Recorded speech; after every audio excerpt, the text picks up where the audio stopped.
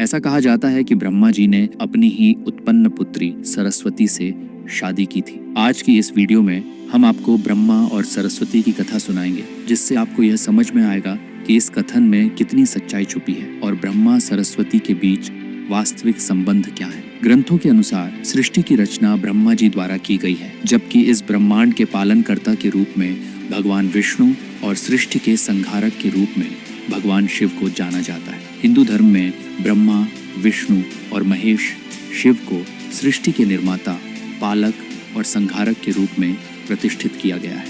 किंतु यह बात भी है कि आपने पृथ्वी पर विष्णु और शिव के अनेक मंदिर तो देखे होंगे, पर आपने कभी भगवान ब्रह्मा का मंदिर नहीं देखा होगा। वास्तव में पूरी पृथ्वी में भगवान ब्रह्मा की मूर्ति केवल भारत के पुष्कर में ही है।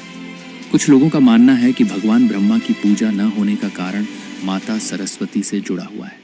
कहा जाता है कि जब ब्रह्मा जी सृष्टि का निर्माण कर रहे थे, तब उन्हें आगे चलकर सृष्टि को संचालित करने के लिए ज्ञान की आवश्यकता महसूस हुई। इसी कारण उन्होंने अपने मन से माता सरस्वती का सृष्टि की, जिसका कोई पारंपरिक जन्म या माँ नहीं थी, उत्पादन किया। सरस्वती को ज्ञान की देवी के रूप में जाना जाता है। ब्रह्मा जी ने सरस्वती के साथ साथ जीव जंतुओं, पेड़ों, नदियों, पर्वतों और आकाश गंगाओं का निर्माण भी किया।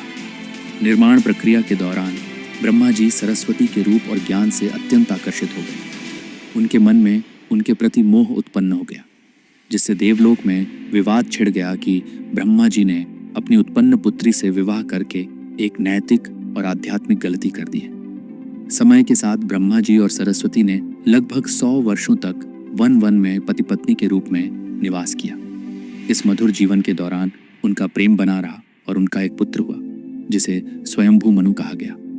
आगे चलकर स्वयंभू मनु की संतानें मानव जाति की स्थापना का कारण बनी।